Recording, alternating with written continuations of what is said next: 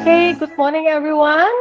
Here we are live with PENABUR Banda Secondary Alumni Sharing with Philip Jeremy Renata and Stefany Kezia Sutanto. Both of them were a member of our school back in the days, yes, Stefany and JJ. I could remember I taught Stefany in secondary 3 and I taught JJ when you were in secondary 4. So, welcome, welcome to this sharing.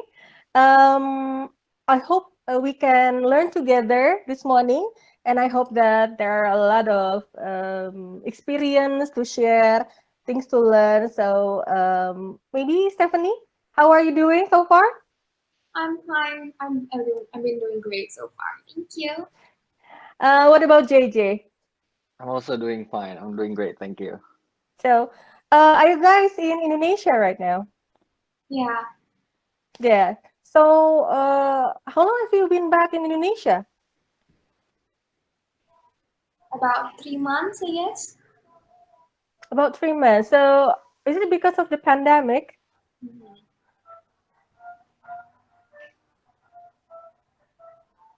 Did you fly back to Indonesia because of the pandemic? Yeah.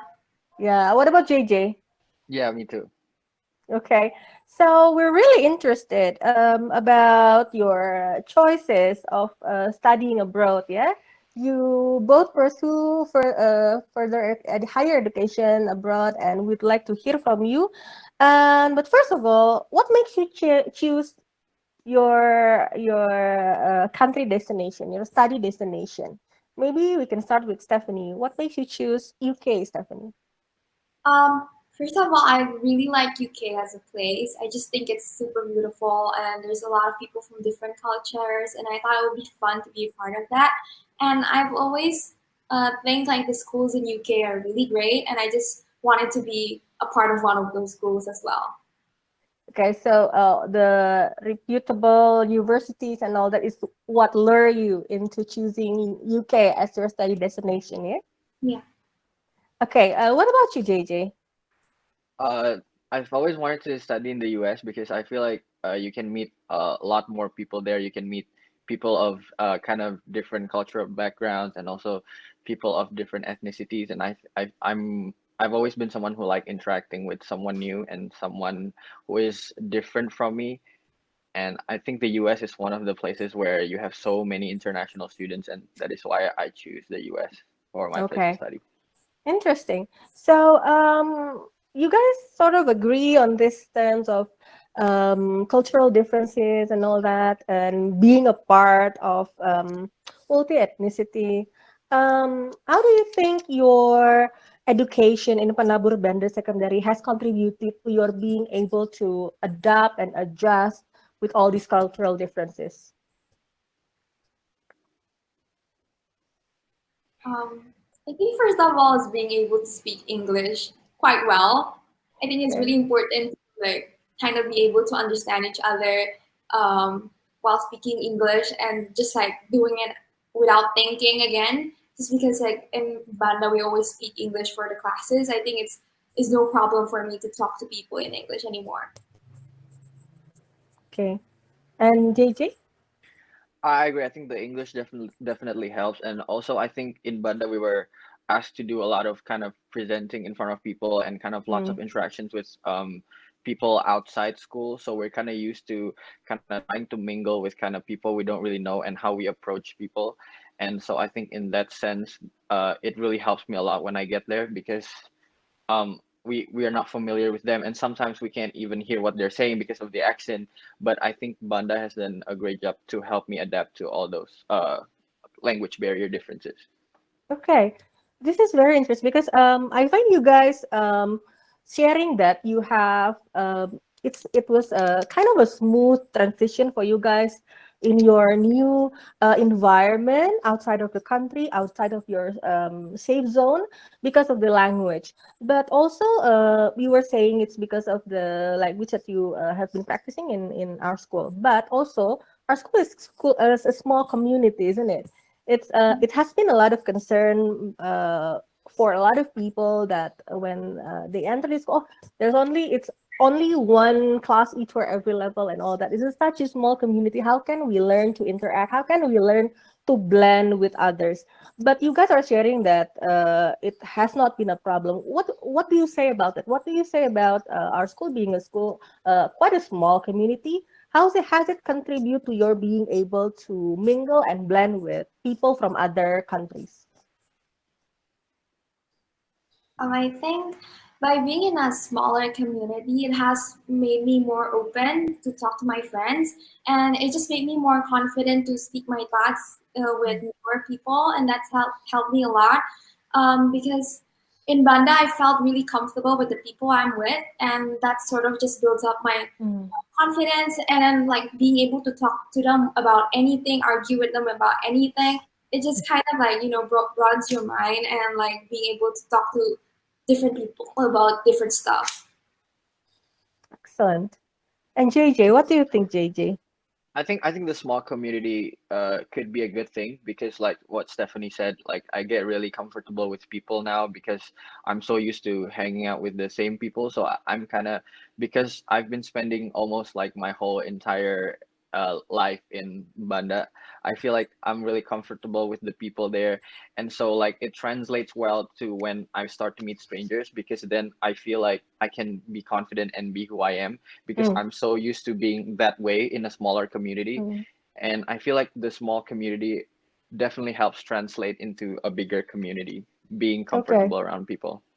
wonderful. So, uh, the days you spent in Penabur Banda has helped to develop the kind of personality which is open and warm, and help you to also being able to blend with others. But how was it like when you first during your first days, during your very first days in your different country? Maybe JJ would like to share first. Oh, my first day was I think the first week I didn't have that many friends. I think I've only met like kind of a couple of people during campus orientation. And so I think the first days were a bit challenging because you kind of the first days are kind of the days where you give out your first impression, kind of who you are as a person and kind of what person you are like. And so I feel like I think the first couple weeks are pretty challenging, especially also considering kind of the homesick and kind of getting Mm, used to a lot of things, especially the food. I had to get used to the food. Yeah, those I think just finding friends and finding who you want to hang out with, I think that's the challenge in the okay. first week. How do you end up deciding who do you want to hang out with? At first I'm kind of a bit picky about who I want to be friends with, but then I think I realized just be yourself, go with the flow, and I Mm, think if they really like you for who you are, then I think those are gonna be your true friends in college. So I think oh, just be yourself, yeah. okay, so just be yourself. Hmm. What about Stephanie? What were the very first days like? Oh, it was really scary. Personally, I'm like a little bit more shy if I have to approach a new person first. But then I found myself on the first day, like I just keep on talking to everyone and just like Mm, trying to get everyone's names. Just quite scary because some of them are like a little bit more cold and distant. But at the end of the day, like they put us in smaller classes, so I find myself like hanging out with like my classmates more regularly just because we're a smaller class, even though we're in a big college. yeah.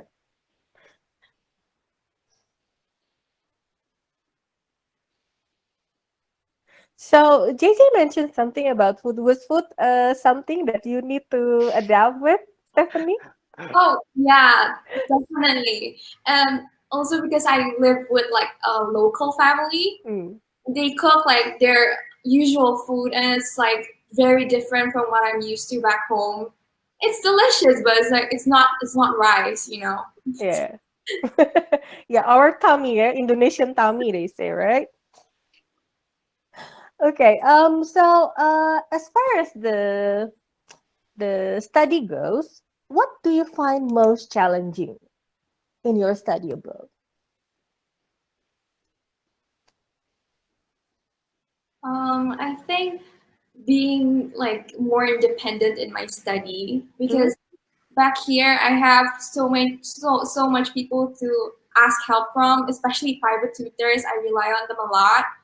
But then I don't have any of them there, so it's kind of more of like self study and trying to figure out things on my own and just rely Mm, on the resources I have. okay. So it's more about relying on yourself, being more responsible, and added to that is the fact that you need to also adapt with the change of environment and all that. Yeah. How do you? What kind of things that you think uh, needs to be prepared beforehand? If you are to do this again, what do you think you can do better? Oh, do you want me to answer that question? Yeah, sure, sure, JJ. Okay, I think if I were to redo everything, I Mm, think I would kind of focus more on just kind of I think I didn't prepare very well because I kind of have lots of questions when I get there because it was kind of a sudden decision for me to leave for the mm, States. I think I would kind of like get a more the schedule beforehand. So instead of mm, doing everything there, which is a lot of fuss and you can't really get help from anyone because I don't really know mm, anyone the first few mm. weeks. I think I would prepare like kind of documents and classes I have to take and kind of whom Okay. my counselor is and things like that beforehand before I leave. Okay. So just be more aware of the people that you need to see and all the Mm-hmm. classes that you need to go. Yeah. Mm-hmm. And also, JJ, it's very interesting that I have your some of your resume, and here it says that you are working as a supervisor as well. Yes. Can you I have a part. share? Can you share with us? I work for a campus restaurant. Mm-hmm. Uh, so the thing about I think what's most important in university is not only getting good grades, but also kind of Mm, getting experience to kind of get a job after. Because I think now when people look at your resume, they want to see kind of what you've done in an actual like job field instead of just paying attention to your GPA. So I chose a job as I wasn't a supervisor. I was just promoted to a supervisor this semester. mm, I kind of at first I all I did was wait tables and kind of do all the things that an employee would do. But then as a supervisor you manage kind of learn a little bit on how to run a restaurant and how to run a small group of people, and I feel like that would really help with my career going forward, especially right now. I think leadership is a really important skill. That's why I choose to work as a supervisor for a restaurant on campus. this is super interesting. Wait tables, yes? How do you Yes. manage to manage your time between study and wait tables? And can you just share with us? I think it was definitely kind of hard to decide how much hours you want to work in a Mm, week because you don't want to overload yourself, and kind of mm, I also have to prioritize kind of my education ahead of my kind of part-time job. But um I think time management, it all depends on how you think how fast you can complete your assignments, complete your tasks. And mm, also I choose a job where time is a bit flexible, so you can adjust when, oh, there's an exam next week, so I might not be able to work as much hours this week. So I kind of talk to my manager beforehand about kind of if I have lots of things to do, then I might not be able to come. And fortunately, campus was really lenient about time flexibility. yeah. So you were able to smoothly do that, yeah, between divide the time between actually working and also studying, because I think it's super hard. It's really Mm-hmm. difficult, isn't Mm-hmm. it? Mm-hmm. Especially with the demand of the study itself and the demand of the work Mm-hmm. where you need to perform well in both fields, yes. Mm-hmm. So it's really interesting. And Stephanie, you are here in your resume. I could remember also that you enjoy a lot of the debate. Yeah, you were a part of our debating, and you represent our school, and you were able to bring us to a lot of achievement during during your MUN days. Can you share how that has contributed as well? Your choice of extracurricular, how has it helped you in your days in university?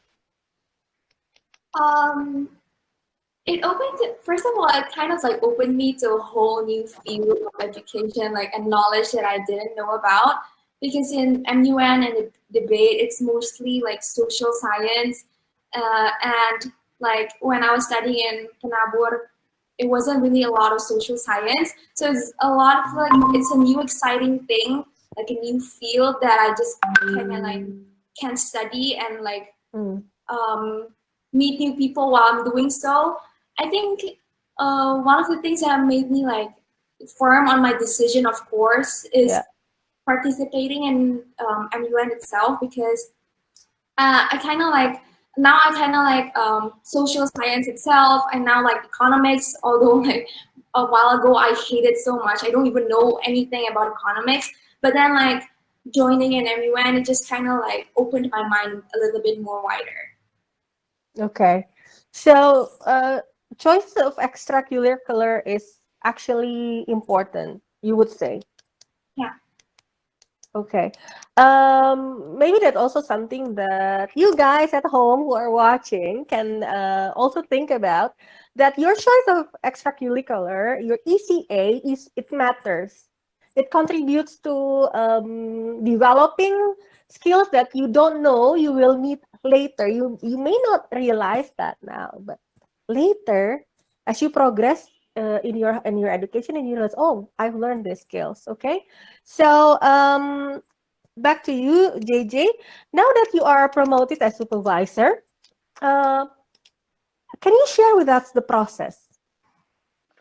I think it was definitely a learning process because you kind of have to be guided through. So as a supervisor, you have to be able to kind of learn how the whole restaurant works, Mhm, and I feel like that was a learning process for me because I wait tables for the previous semester, so I was familiar with how everything works, but I wasn't sure on my duties as a supervisor, and mhm, especially being a supervisor, you're kind of responsible for the group of mm. people working that Yes. shift, and you kind of have to know what each people is good at and what they're most efficient doing because during rush hours you have to make sure that kind of food orders are completed on time, and like kind of there's nothing going wrong, because then if the manager finds out that something's not going right, they're going to blame the supervisor.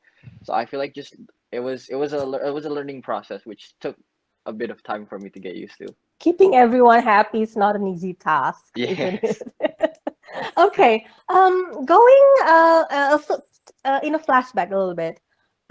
Before you guys started on your journey studying abroad and all that, you were sitting your Cambridge exams, right? For those who are now watching from home, anxious about sitting for their Cambridge exams, what are the tips that you would like to share? Maybe Stefany first. Um, I don't have like any particular tips that maybe would work for anyone. Mm, I would just suggest to like find something that suits yourself. mm, A lot of people were like, well, while I was taking the exam, all of my friends were like talking like, oh, I study this way, I study that way. But mm, every time I try that way, it's like, it's not for me. mm. I have to try a different way that's working for me. And Okay. really was just like doing a lot of past papers Mm. and like reviewing them and looking at the marking scheme. It's just kind of like trying to figure out what the examiner wants you to say, and it's a good way just looking at the marking scheme. And I'd also like to say like just don't stress a lot, especially like during the exam days. I was crying a lot because I was really scared, but Mm. then I think just like keep calm. Everything is it's gonna be fine. It's not impossible. It's a challenge, but you'll get through it.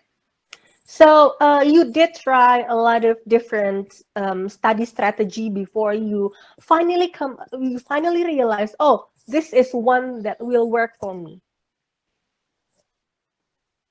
Yeah. So how long did it take you Um, to realize, oh, this is the one strategy that is really working for me? Probably, I think at the start of secondary four, like I think it was like the mid semester exam. Well, I was just like trying to learn from for that, and I kind of like realized that oh, this type of like revising is the best for me. And yeah, I think also a key point of like revising or studying is just finding a time that works for you. Personally, for me, I cannot study below 9 p.m. I have to study Mm, above 9 p.m. where everything just mm. kicks in. And I think it's important for everyone to just kind of find out what's the time that works for you Yeah, most. I cannot agree better. I cannot agree more. What about JJ? Okay, I don't think I'm the best kind of person to ask about IGCSE exams because I mean all I did for my IGCSE was as long as I passed. That was but I think doing past papers really helped. I think especially doing past papers really helps a lot, and looking at the marking scheme and kind of as long I think just have a glimpse of kind of what the questions are like and getting yourself familiar to all the questions is definitely a great tip for everyone who's going to take the GCSEs. Because you were saying that you're not the best person to ask about your experience sitting for IGCSE. I'm just interested to just dig deeper into that. Hmm. Why do you think you're not the best person to ask about that, JJ? Because I think during my secondary years, I haven't find kind of uh how the kind of how the best strategy of studying is for myself. Mm, And also I think during my secondary years, I didn't really take exams seriously. I mean, as long as I passed, that was good enough for me. My standards were kind of low during my secondary years. So but I think now in college I'm kind of a lot more motivated because now I learned kind of the relevance of kind of finding how studying works best for you, because I also kind of learned in university that it's different for everyone. Not everyone can work mm, with kind of the same techniques and strategies. I see. Because I think it's very different talking to you now, and I could remember you during your secondary 4 days. It's like talking to a very two different person. It's not like talking to JJ.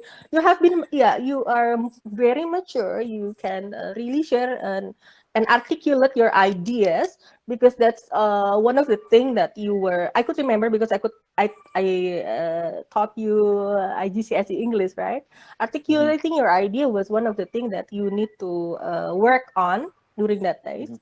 Hmm. But I could see now that you are very articulate. You can speak your mind better. So I think that's also something that experience in university has brought out from you, Hmm. so that you are more polished, yeah, in different ways. And I think I'm very happy to have this chance to share with you guys, uh, and see how you guys have progressed, see how you guys have been doing so far. It's really for me as a teacher, it's very rewarding. This moment is very rewarding for us teachers. um Now, before I get into tears, yeah, so if you like,